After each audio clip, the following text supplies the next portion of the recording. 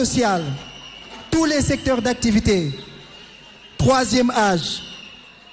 ñi nga xam ni dañoo am yaakaar ci Sénégal ñu ngi lay tàllal loxo di la jaajëfal ci sa engagement bu patriotique xam nañ sa liggéey xam nañ li nga def ci àdduna xam nañ li nga def ci Afrique te ba léegi yaa ngi koy def ñu ngi lay jaajëfal ci engagement boobu ak yéene bi nga am ci sa réew.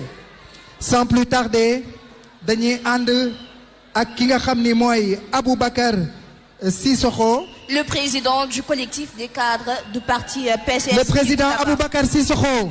nga xam ni moom mooy le président du collectif des cadres du parti pour la construction et la solidarité ngir mu ñëw décliner ñu li nga xam ni moom mooy le programme bi nga xam ni mooy le programme politique bu PCS. Mais avant que le président du parti du collectif des cadres ne prenne parole, on va donner parole au secrétaire administratif du parti, Ibrahima Ngom.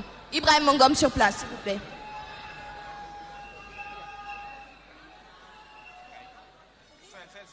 salaamaaleykum mbokku Jéngu Tabax maa ngi leen di nuyu yéen ñëpp ku ci nekk sa tur ak sa sant di nuyu d'abord le président Boubacar Camara di nuyu bépp Jéngu Tabax bépp membre Jéngu Tabax bu fi nekk tey di nuyu le secrétaire général national di nuyu les sages di nuyu sunu jigéen ñu rafet ñi di nuyu ñëpp.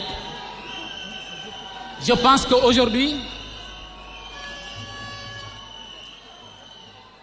qu'aujourd'hui on m'a donné cette redoutable mission de présenter les textes du parti et je pense que cette cérémonie d'aujourd'hui se fait à deux niveaux. C'est d'abord la validation des textes mais également le congrès d'investiture parce que nag comme dañu nekk ci une organisation sérieuse qui s'adosse sur des principes dina baax bu ñuy denkee ci activités yu mel nii ñu wan leen lan mooy teneuru texte bi pour ngeen mën ko valider après notamment les délégués. D'abord ñun dañu nekk ci parti boo xam ne ñu ngi ko tuddee parti de la construction et de la solidarité Jéngu Tabax parti boobu nag dafa sukkandiku ci création ci constitution ak loi yi nga xam ne nii ñoo régir sunu Sénégal gi ñu bokk ñun ñëpp. Parti boobu dafa am siège am mi ngi nekk fii ci Sacré-Cœur 3 VDN villa numéro 1061 avant buy nekk foofu nekkoon na Soprim également nekkoon na Soprim Parcelles loolu également neex na ñu wax ko parce que également Sénégal ni mu sosoo parti politique siège am mën nañ ko déplacer à tout moment. Maintenant parti politique dafay am li ñu naan objectif ñun suñu parti muy le parti de la construction et de la solidarité Jéngu Tabax l'objectif principal bi nga xam ne ni moom la ñu am mooy la conquête du pouvoir de par des moyens légaux te loolu je pense dafa am solo te parce que président Boubacar ci loolu la ñu nampatal depuis ñu nekkee ak moom bu yàgg ba tey. Maintenant parti bi également dafay promouvoir le développement économique, culturel, social, mais également l'État laïque et démocratique en s'inspirant des valeurs spirituelles de la solidarité qui fondent l'unité nationale du pays. Le PCS Jéngu Tabax également se fixe un objectif. L'objectif principal en général, c'est l'intégration économique, l'intégration régionale et sous-régionale et la construction de l'unité africaine.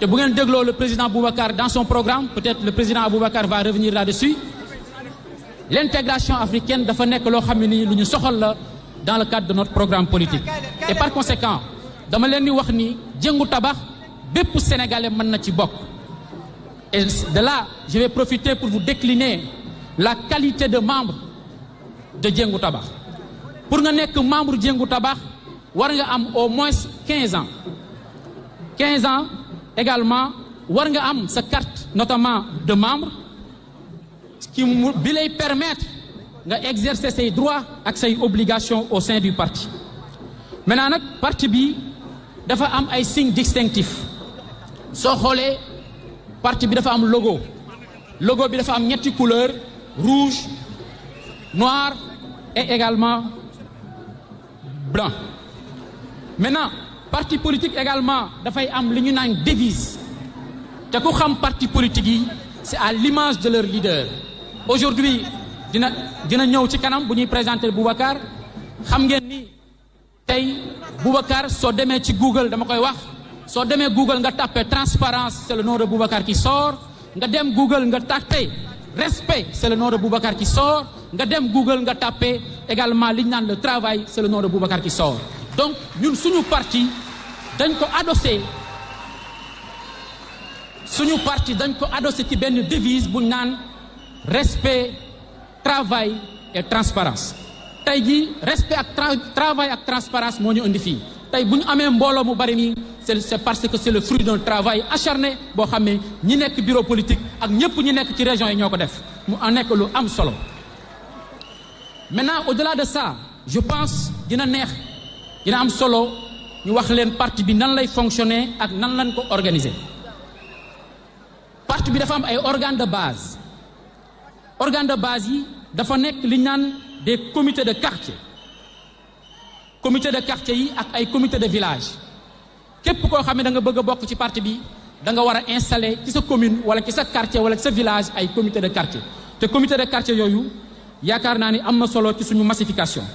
Parti bi également dafa am ay organes de direction am ay commission technique am ay commissions notamment de sentinelle am li ñu naan le collectif des étudiants am le collectif des cadres am également la fédération am le secrétariat politique et le bureau politique bi nga xam ne ni fa la ñuy jëlee ay décisions yu am solo notamment ci parti bi.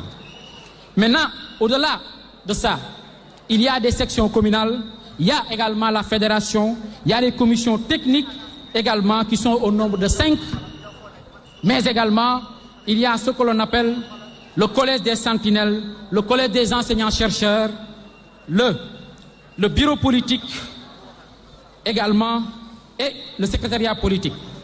Il y a également ce que l'on appelle dans le cadre de notre organisation les secrétaires nationaux qui sont aujourd'hui au nombre de 35. Le bureau politique est composé de 49 membres te loolu également jafe na ci Sénégal nga gis ko ci parti politique yi nga xam ne ni ñoo ngànk Sénégal. Mais aujourd'hui li am solo mooy li ñu dajale tey mooy congrès yaakaar naa ni congrès d'investiture am na solo mais congrès pour la validation des textes am na solo ñun dañu gëm transparence te pour être transparent je pense que doon na baax ñu décliner leen la nga xam ne ni mooy statut bi également pour que yéen ñëpp ngeen mën ko adopter pour que liggéey bi mën a jaar yoon.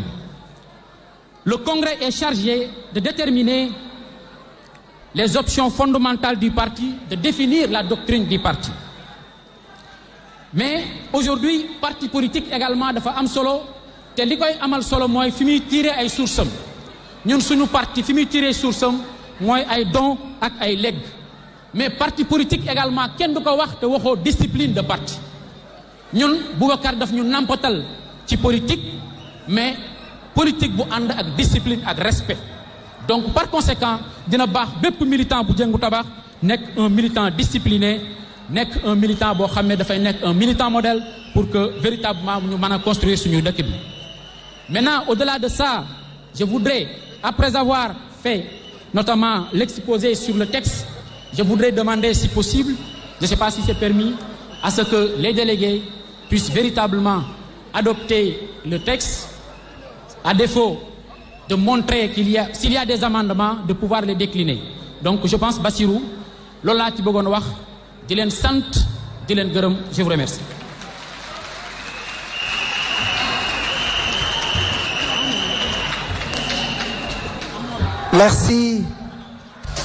Merci monsieur Ibrahima Ngom moom lañ doon dalal léegi Adja Mariem léegi sans plus tarder dañuy dem ci li nga xam ni mooy présentation wu programme bi nga xam ni moom la président Boubacar Camara tëgg ginnaaw bi mu wëree Sénégal yépp xam lan mooy métitu sénégalais yi xam lan mooy soxla yi xam lan mooy priorité yi mu ànd ci ak ay équipe am ay nit yu xarañ yu am xam-xam Adja Mariem ñu teg programme boo xam ni moom la ñuy ñëw daal di ñu koy présenter léegi. Et pour la présentation nous accueillons monsieur Aboubacar Sissoko le président du collectif des cadres.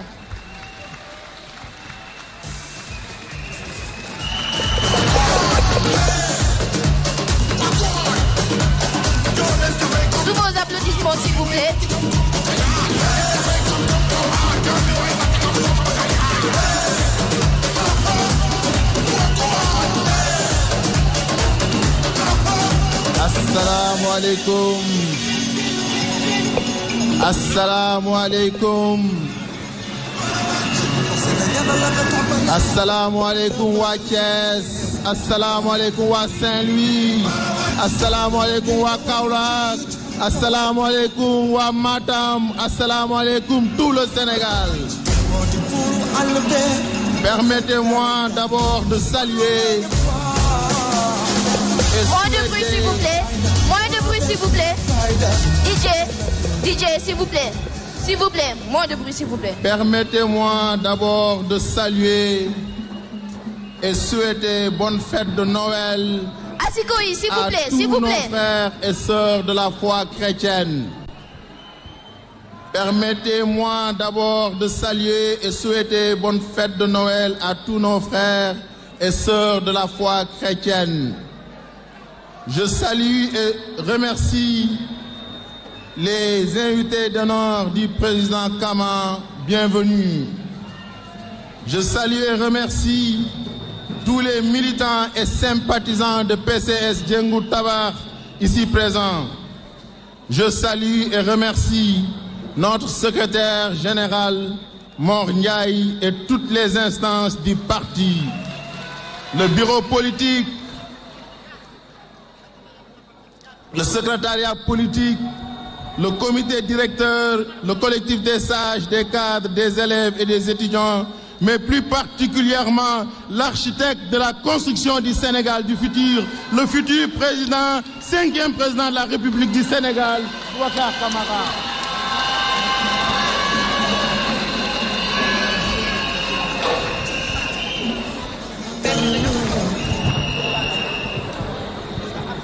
Merci, Président, de nous avoir confié à mon équipe et moi l'éminente tâche d'élaborer le programme économique et social Tabar à partir de votre projet de société Construire le Sénégal du futur.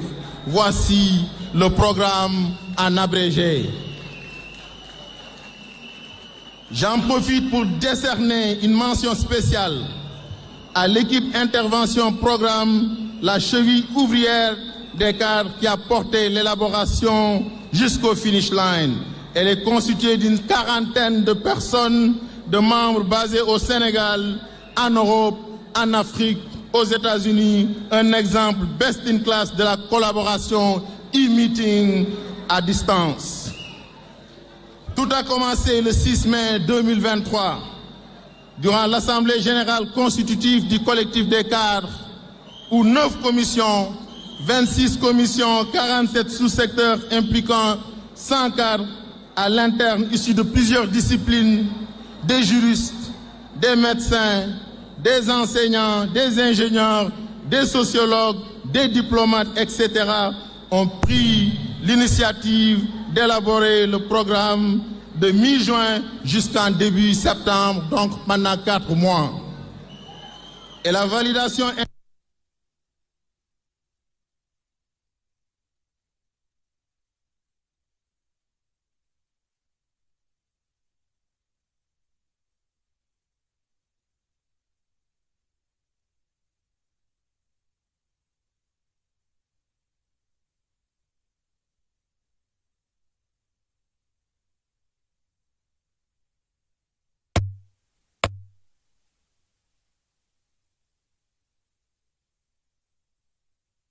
Personnalité politique de notoriété, M. Boubacar Camara a grandi entre la SICAP rue 10 et le quartier populaire de Grand Yoff. Après des études secondaires sanctionnées par un baccalauréat scientifique, M. Camara a eu un parcours professionnel riche et élogieux dont les événements les plus marquants sont entre autres incorporation dans le 2e contingent du service militaire en 1981, officier de la marine marchande et expert maritime, intégration du corps de la douane pendant 20 ans en tant qu'agent breveté, contrôleur, inspecteur des douanes, puis directeur général des douanes de mai 2000 à mars 2004. Admission au concours professionnel de l'inspection générale d'État en 2000 qu'il intègre de 2004 à 2006 qui marque sa mise en disponibilité. Consultant international et expert conseil d'autorité publique de sociétés privées d'administration douanière africaine, notamment au Bénin, et de sociétés internationales de contrôle. Soutenance d'une thèse de doctorat d'État en droit à l'université Pierre Mendès France de Grenoble, sanctionnée par la mention très honorable avec félicitations du jury. Obtention du certificat d'aptitude à la profession d'avocat en juillet 2008 et prestation de serment comme avocat au barreau de Paris. Réintégration de l'administration sénégalaise en 2009 comme secrétaire général du ministère de la coopération internationale des transports aériens, des infrastructures et de l'énergie jusqu'en 2012. Également président du conseil d'administration de la compagnie aérienne Sénégal Airlines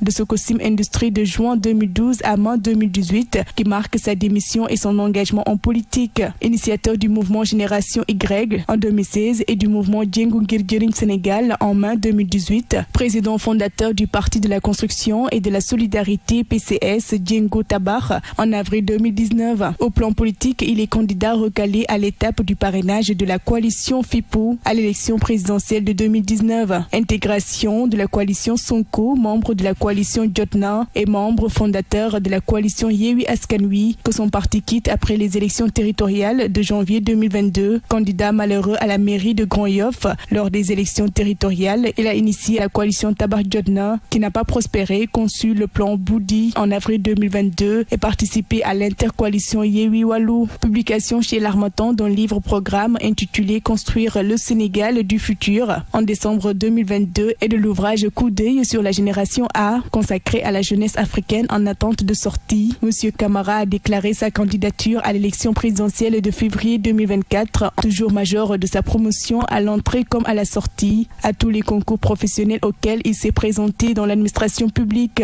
Monsieur Boubacar Camara est l'invité du Grand Oral. À l'exploitation du pétrole et du gaz. Donc nous sommes dans l'échiquier mondial, il faut que nous en soyons conscients.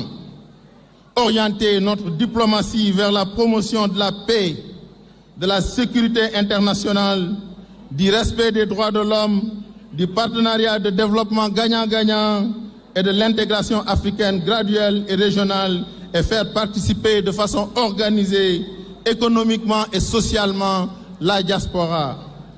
La sixième et non moins importante charpente, la protection de l'environnement. Face aux prévisions de baisse des précipitations, du réchauffement climatique, de la montée du niveau de la mer, de la réduction des superficies forestières, mettre en œuvre une politique de préservation de l'environnement comme vecteur d'un développement durable. Sur le programme, nous en avons distribué quelques modèles et Inch'Allah, dans les jours, les semaines et les mois à venir, nous aurons le plaisir de partager notre programme économique et social à tout le Sénégal. Merci, messieurs et mesdames, de votre écoute.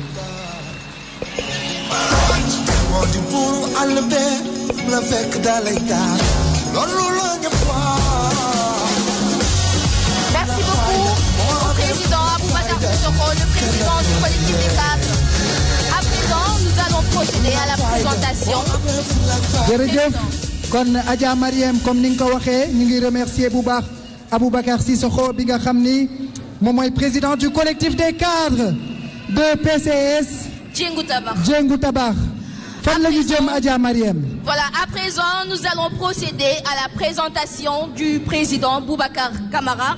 Kama avec Nogay Mbaye, secrétaire national chargé de la diaspora. Sous vos applaudissements. Voilà, nous accueillir bu baax madame Nogay Mbaye bi nga xam ni moom mooy secrétaire national chargé de la diaspora mu defal ñu la présentation de notre très cher candidat le président Boubacar Camara. Sous vos applaudissements s'il vous plaît mesdames messieurs. Salam alaikum wa PCS Djengu Tabar.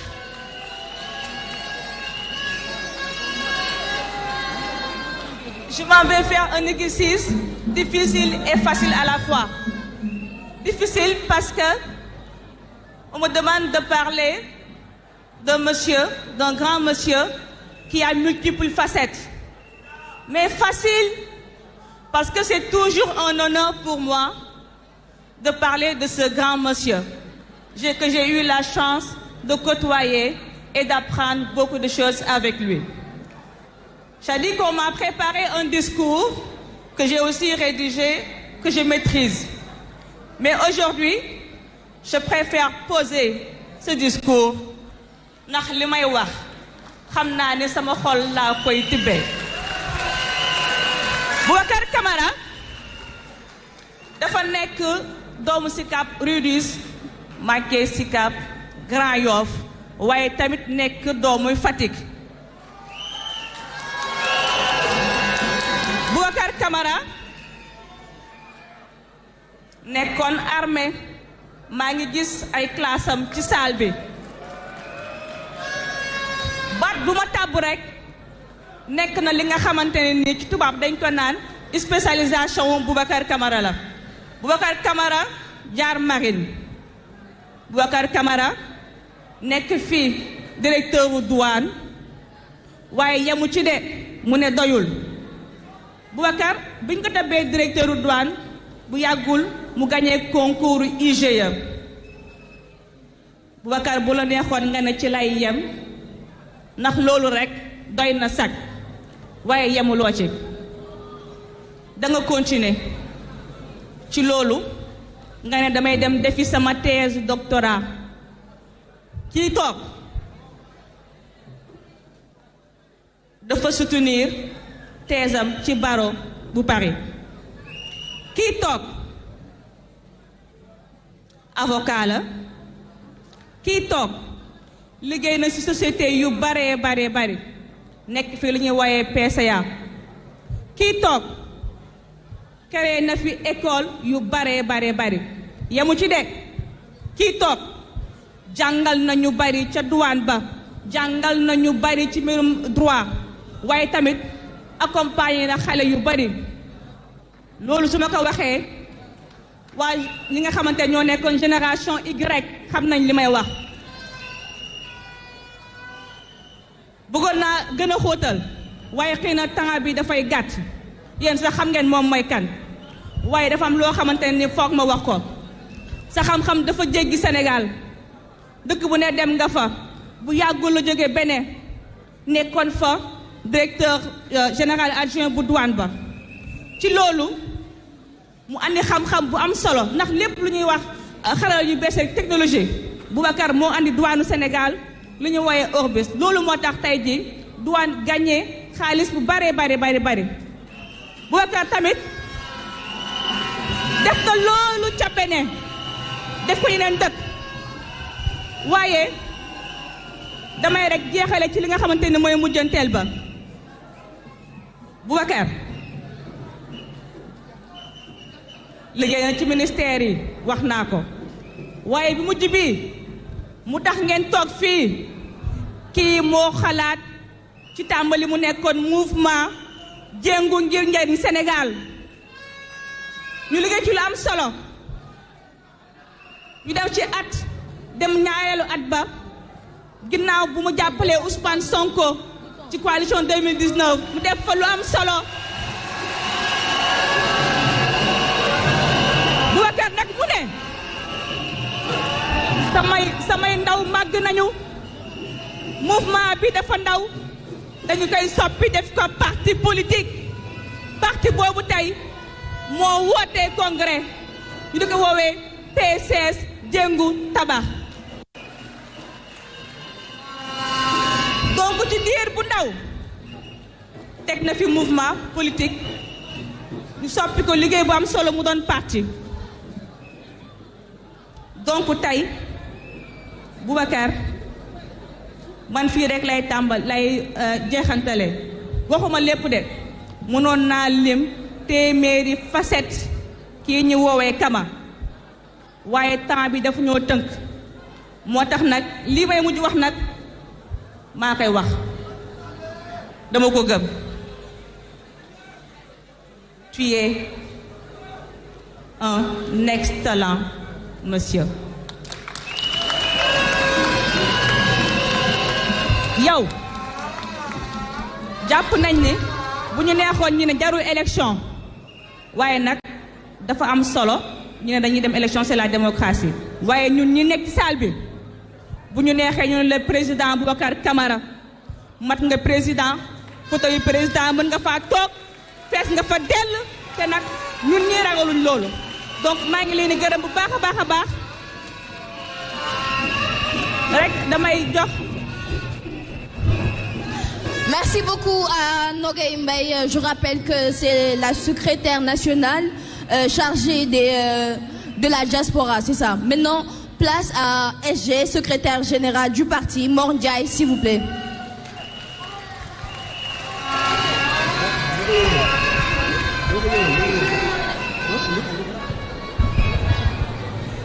tàccu leen SG bu baax a baax a baax a baax a baax a baax a baax a baax a baax a baax a baax a baax a baax a baax ana waa PCS jéegu dama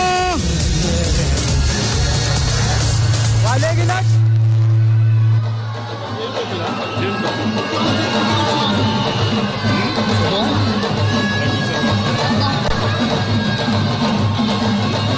xam ngeen merci merci merci merci merci merci jërëjëf xam ngeen dafa am loo xam ni nag lu jar a leeral la merci asikoy may leen ma tuuti may leen ma ouais c'est bon c'est bien may leen ma président Mor Ndiaye moom itam mën nañ kaa woowee président ndax moom nag président Boubacar Camara xam na li may wax lu jiit njaag nag moom mooy njaag il est le secrétaire national du parti pour la construction et la solidarité nekk koo xam ni ñoom ñaar comme nit ak takkandeeram ma leen di ñaan ngeen tàcc ko bu baax a baax a baax a baax ndax moom mi ci turu parti bi yépp moom moo fas yéene investir officiellement et solennellement le président Boubacar Camara. Monsieur Mor Ndiaye, vous avez la parole. Merci beaucoup.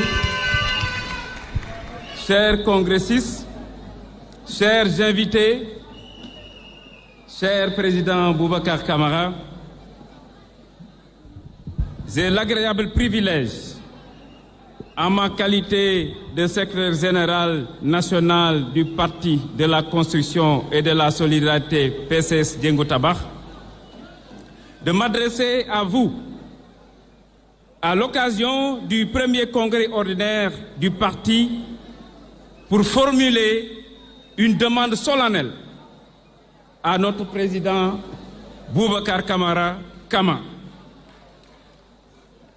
Avant cela, je voudrais féliciter et encourager les militants et sympathisants de notre organisation qui ont fait avec un engagement et une détermination sans faille un parti solidement implanté, capable de se mobiliser et de mener à la satisfaction générale les multiples activités du parti. La campagne de parrainage et la tournée nationale en sont de brillantes illustrations. Aujourd'hui, c'est grâce à vous que nous assistons à l'avènement marqué d'une pierre blanche dans l'histoire du parti. Je souhaite que ce congrès du 24 décembre fasse partie des faits historiques déclencheurs d'une nouvelle ère dans la postérité du Sénégal qui deviendra définitivement un pays de paix et d'harmonie. Certes, notre pays a accompli de grands pas dans cette direction, mais nous pouvons tous constater, pour le regretter, que malgré les milliers de milliards collectés et les énormes ressources naturelles dont il regorge, le Sénégal continue de souffrir de 5 maux: la pauvreté, l'ignorance, le chômage, dont celui des jeunes, surtout l'insécurité et la maladie. Le Le Sénégal connaît des dysfonctionnements criards qui balafrent des acquis historiques au plan matériel et spirituel en matière d'administration publique et de justice dans le processus électoral, l'aménagement du territoire et surtout dans les principes directeurs, valeurs cardinales de la vie en communauté. Ces balafres, ces dégradations, ces dysfonctionnements, ces désordres ont fini par troubler le sommeil de tous. Le Sénégal peut être gouverné comme avant. Les Sénégalais ne veulent plus être gouvernés comme avant. Le Sénégal a besoin d'être réparé et construit. Le Sénégal a besoin de mettre fin aux difficultés qui paralysent les secteurs clés de notre vie économique et sociale. Le Sénégal a besoin de choisir le bon cap et s'y maintenir. Par conséquent, notre pays doit faire appel à ses filles et fils compétents et sérieux pour voler à son secours. Le mot n'est pas trop fort. Ces filles et fils ne doivent même pas attendre l'appel direct ou implicite du pays. C'est qu'en soit le prix, le choix d'être clair, l'intérêt collectif passe devant et avant l'intérêt particulier. Parmi ces valeureux citoyens sénégalais dont le pays a tant besoin, nous avons l'intime conviction que vous, M. Boubacar Camara, vous en figurez en bonne place.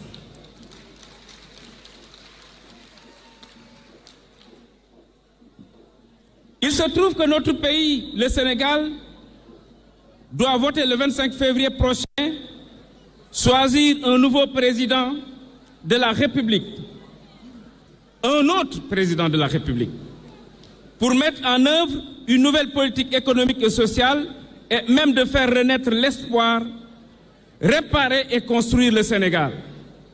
Ce président de la République-là, nous ne l'avons pas cherché, nous l'avons trouvé en vous, M. Boubacar Camara.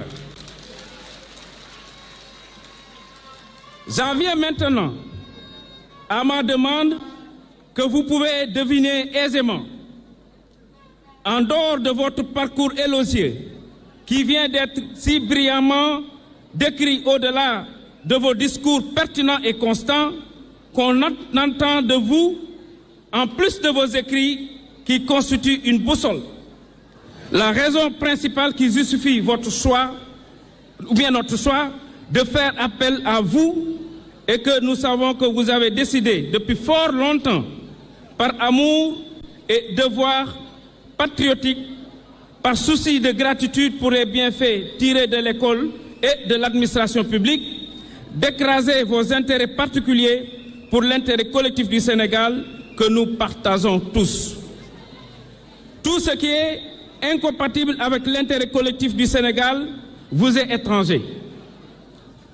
Compte tenu de tout cela, et que nous savons de vous votre compétence, votre compassion pour les personnes démunies, votre générosité, votre droiture, votre respect pour tous et votre probité morale, nous nous sommes investis pour réunir toutes les conditions pour votre participation à cette importante compétition électorale. Le Congrès vient d'adopter le programme économique et social présenté par le collectif des cadres avec son président Aboubacar Sissoko. Le parrainage également a été bouclé, la caution a été déposée, le dossier administratif est prêt. Monsieur le Président, j'ai l'honneur de vous demander, au nom du Congrès de PCS Diengo Tabakh, d'être le candidat du parti à l'élection présidentielle du 25 février 2024. De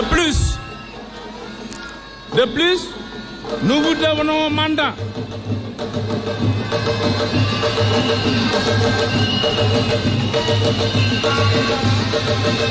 De plus, nous vous donnons mandat de discuter avec les autres partis politiques, les mouvements et plateformes d'alliance de l'opposition pour obtenir leur soutien ou les soutenir en particulier pour le second tour de l'élection afin de réaliser une troisième alternance crédible, durable, une rupture et un changement de cap. Monsieur le Président, la balle est dans votre camp. Je vous remercie de votre attention.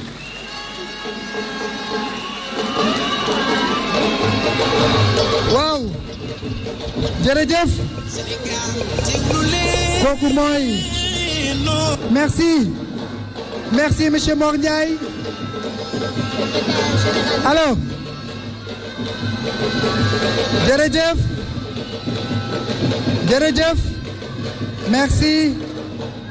Merci. Waaw. Monsieur le Président, wax ji leer na nag. Ndax ki nga xam ni mooy monsieur Mor Ndiaye di secrétaire général national investir na la nag fi mu ne teg nañ ko sa ndodd en prési fi mu ne moom affaire yi dem na.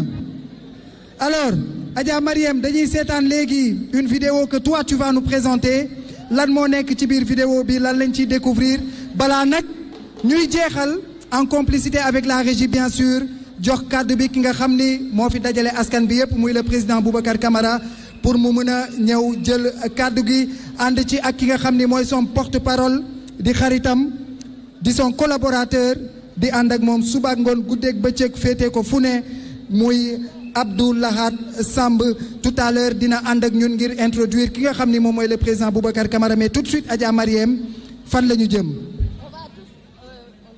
Là, vous m'entendez? Alors, on va regarder ensemble une vidéo que le Polcom a réalisée pour présenter le président Boubacar Camara.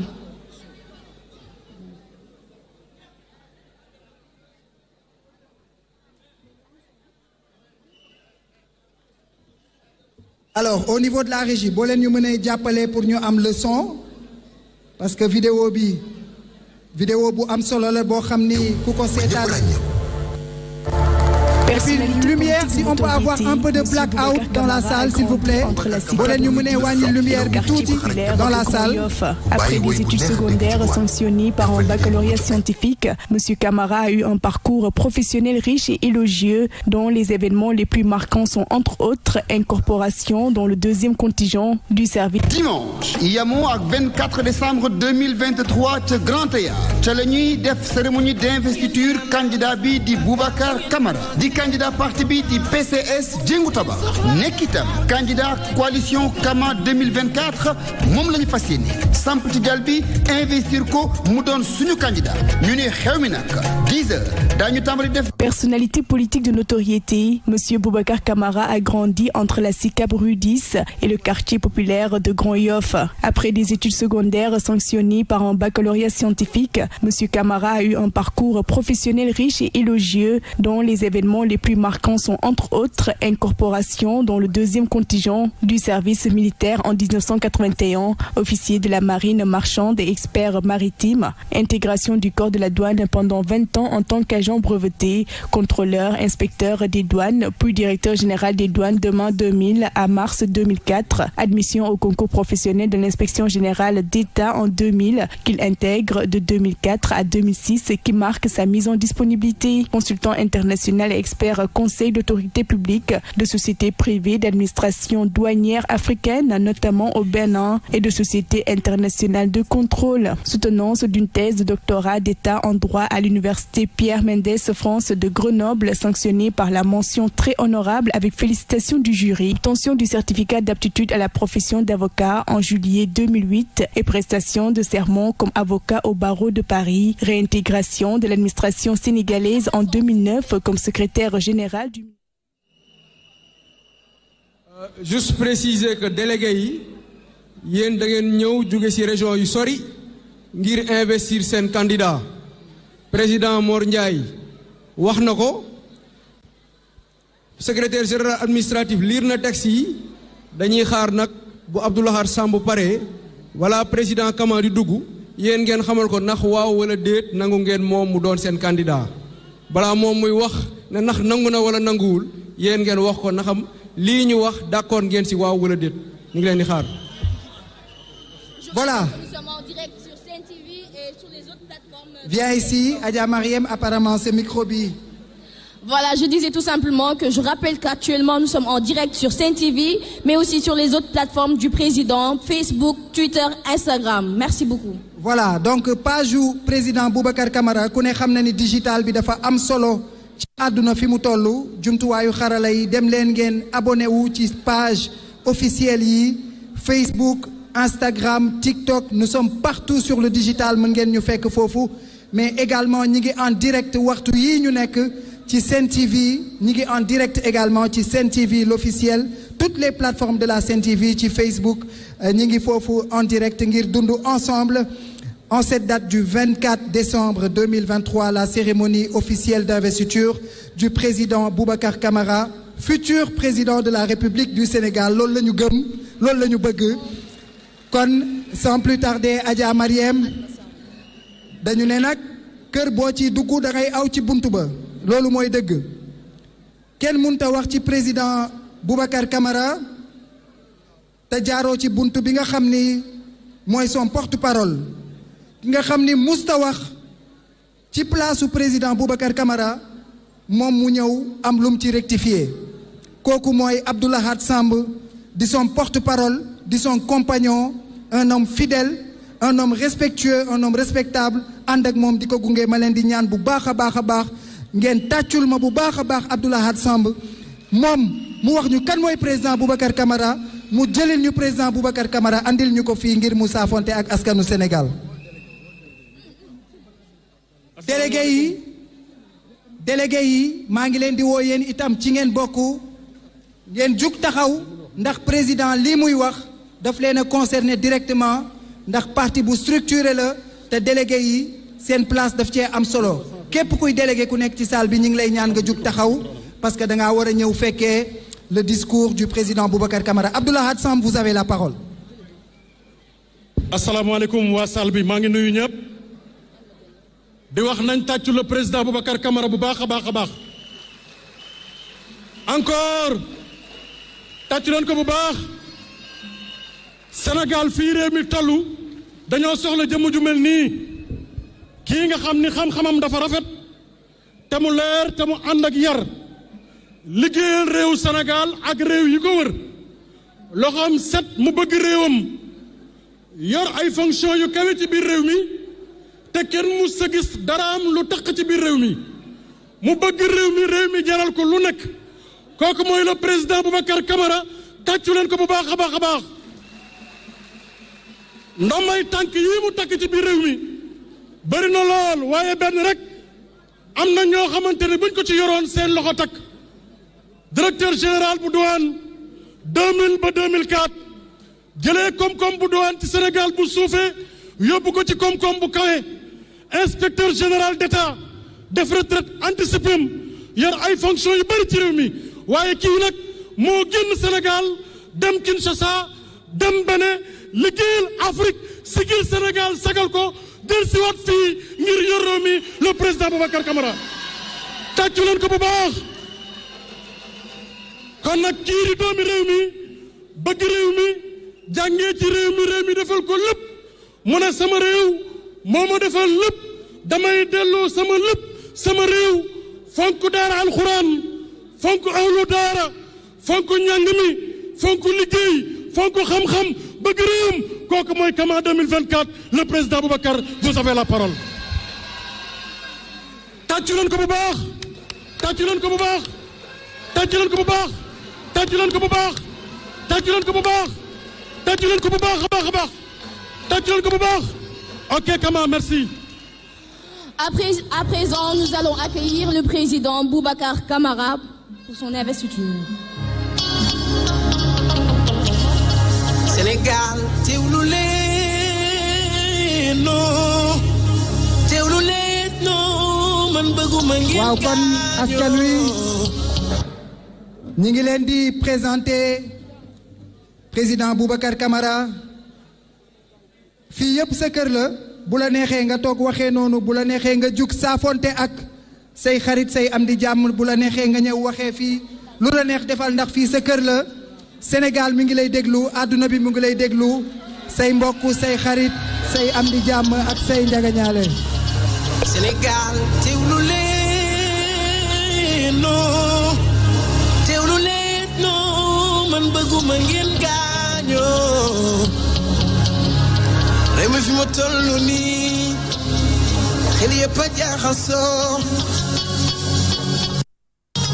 waaye booy tànn yow tànnal ba ca gën bul juum bul jaawale yow PCS jëngu tabax Sénégal mooy bi gën a wóor ak Boubacar Camara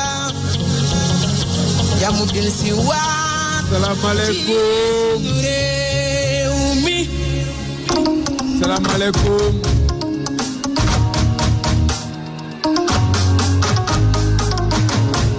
ngeen di àndal Boubacar ngeen di woote Boubacar Camara bu ngeen di soxla Dakar ku soxla ñekk ngay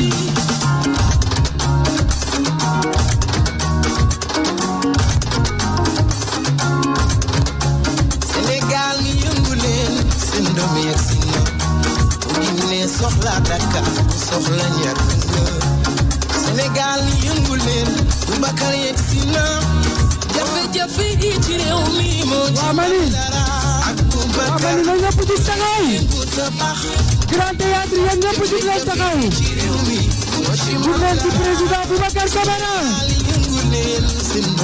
ani ngeen ne soxla Dakar mi ngi noonu Sénégal yi yëngu leen Boubacar yegg si jafe-jafe yi ci réew mi moo ci man dara ak Boubacar yëngu tabax jafe-jafe yi ci réew mi moo ci man dara ak Boubacar xol yi gën a dal xel yi gën a dal jërëjëf DCA yëngu tabax Sénégal sunu ëllëgu réew mi ko fowee ñun jeunesse bi ak Boubacar PCS yëngu tabax jafe-jafe yi ci réew mi moo ci man dara ak Boubacar Camara jàmm del si waat sunu réew mi ñu soxla ci njiit lépp a ngi ci moom lépp a daje ci moom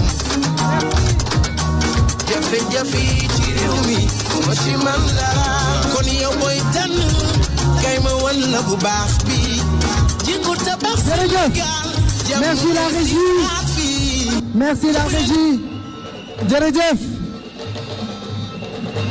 waaw jërëjëf waaw jërëjëf jërëjëf merci merci merci la régie jërëjëf askanu merci léegi nag président mooy wax te président moom xam ngeen ni buy wax ñëpp naan tekk di ko déglu asiko yi asiko yi ñu ngi leen di ñaan ngeen may ñu tuuti voilà s'il vous plaît s'il vous plaît s'il vous plaît waaw léegi président dafay def discours am bu paree dina ko tënk ci wolof waaye bu paree président nee na dafa am ay remerciement ay delloo njukkal yu ko ñor yoo xam ni daf kaa bëgg a def mu leen koy ñaan yéen solennellement ngeen may ko mu def loolu ngeen gunge ko ci loolu président Boubacar Camara Sénégal a ngi nii àddunaa ngi nii.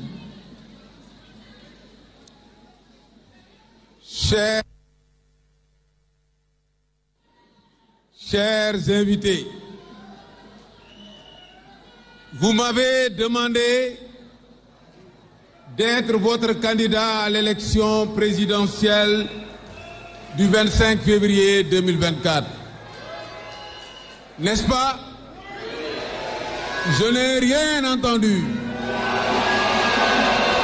Est-ce que vous m'avez demandé d'être votre candidat?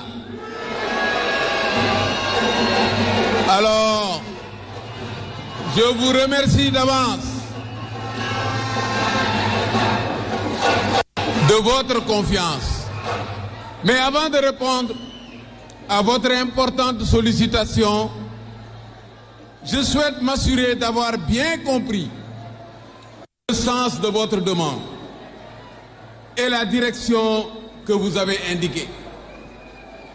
D'emblée, il me plaît de rappeler que je partage votre forte conviction que le droit à la nourriture, au travail, à la sécurité, à la santé et à l'éducation est un droit fondamental qui vaut tous les combats. Par conséquent, le bon cap est celui qui mène à l'effectivité de ce droit dans un pays souverain, dans la paix et l'harmonie. Votre engagement résulte d'un constat amer que je partage aussi. Je le sais, vous le savez mieux que moi.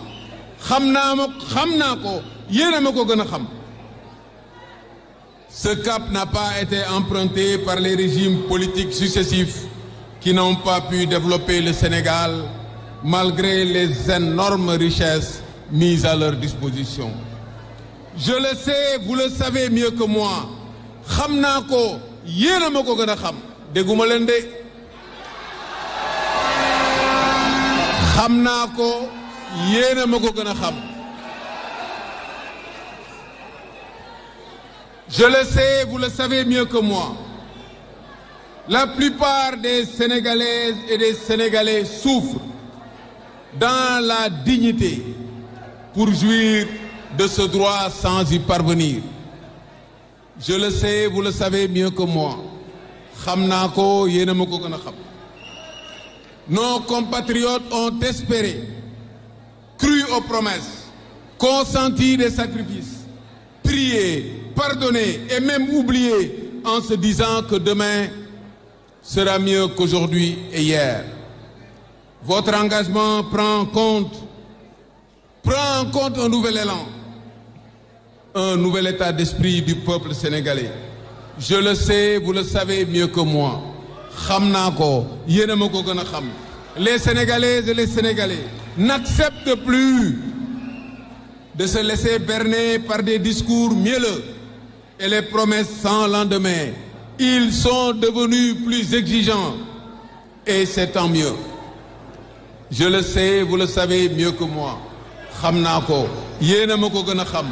Nos compatriotes aspirent à un changement durable, à un Sénégal prospère, gouverné avec de fortes institutions pour le plus grand bien des travailleurs, des jeunes, des femmes et des entreprises. Je le sais, vous le savez mieux que moi. Il n'est plus possible de gouverner le pays comme avant, en trompant les populations avec des miettes et des os à manger, à ronger, parce que le monde se réveille. Je le sais, vous le savez mieux que moi.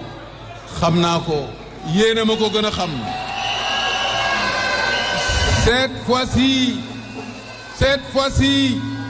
les Sénégalaises et les Sénégalais ne veulent pas rater le virage de la vraie rupture. Une alternance politique adossée à un programme alternatif crédible, porté par une équipe compétente et sérieuse. Nos compatriotes ont déjà donné un avant-goût de leur détermination. Votre engagement repose sur une détermination sans faille. Je le sais, vous le savez mieux que moi. Les jours des entrepreneurs politiques sont comptés. Leur règne a été long et dur pour le peuple. Ils ont déstructuré le pays, annihilé les valeurs, avili les faibles d'esprit, bafoué les croyances et transformé l'État en machine à sous et en un instrument de règlement de compte politique. Je le sais, vous le savez mieux que moi. xam naa ko yéen a ma ko gën a xam. Il ne suffit pas de compter les jours restants du régime politique sortant et du système de prédation de notre économie. Il faut contribuer à mettre fin au règne de ceux qui ont pillé notre pays pour leurs propres intérêts. Je le sais, vous le savez mieux que moi. Xam naa ko yéen a ma ko gën a xam. Malgré ces forfaits, l'ancien régime ne tombera pas de lui-même. Il faut le pousser énergiquement à la porte avec vigilance et détermination, dans la paix et sans violence. Il ne faut leur accorder aucun prétexte ou aucune justification. Il faut vous boucher les oreilles quand leurs tenants, défenseurs et béquilles vous parlent. Ils n'ont fait que cela pendant 63 ans et nous en sommes là, pauvres et fatigués. À présent, l'heure de prendre le bon cap a sonné.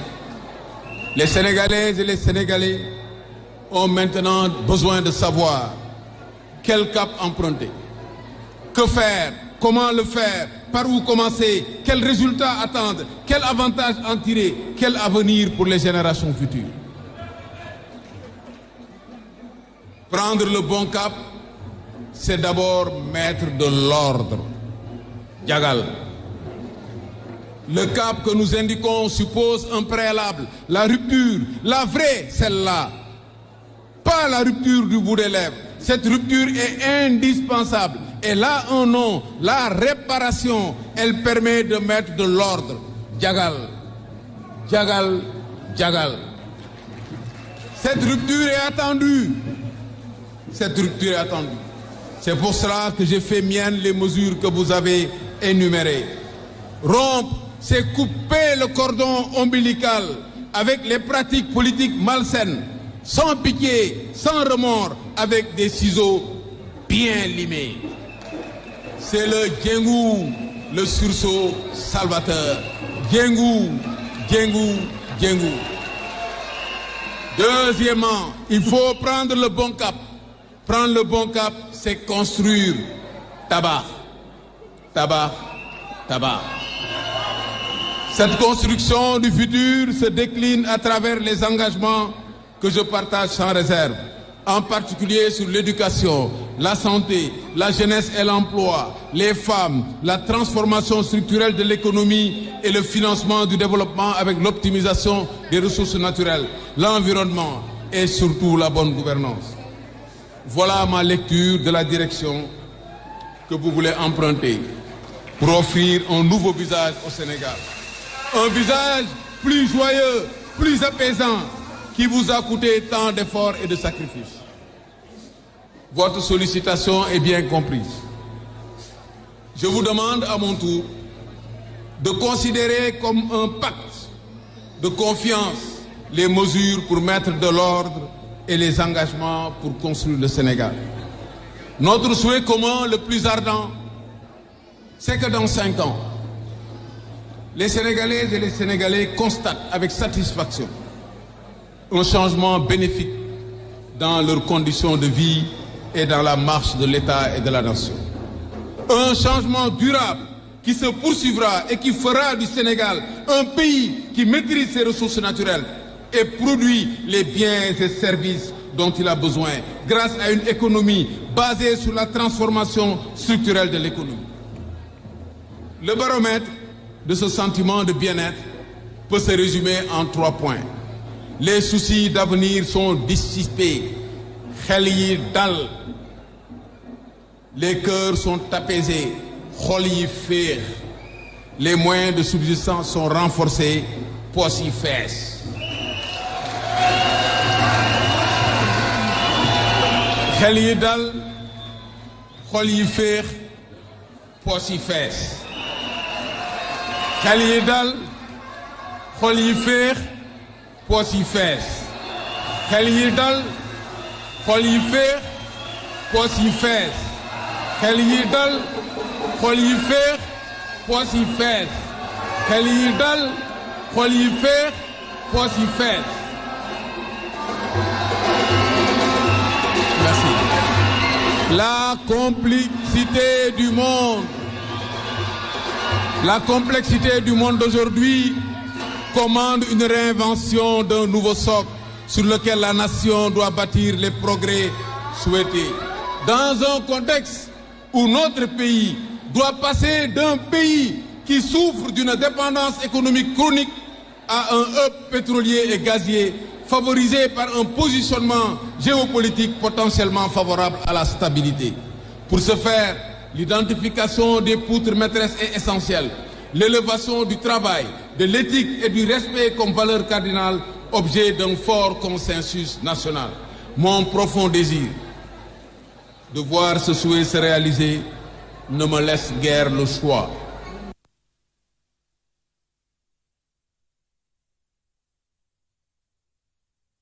Et du parti à l'élection présidentielle du 2020.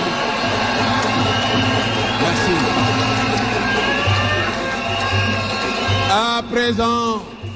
À présent, permettez-moi de m'adresser à mon peuple, celui qui m'a vu naître, ce peuple qui m'a couvé et qui m'a permis de susciter un bel espoir de contribuer à écrire les belles pages de son histoire.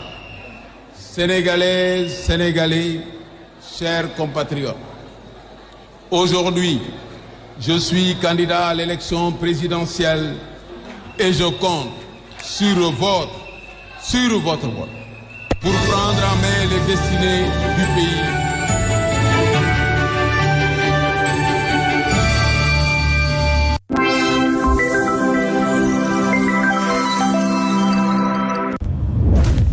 Man Modou Lo su may entraîné damay jàpp forme ba dara duma téye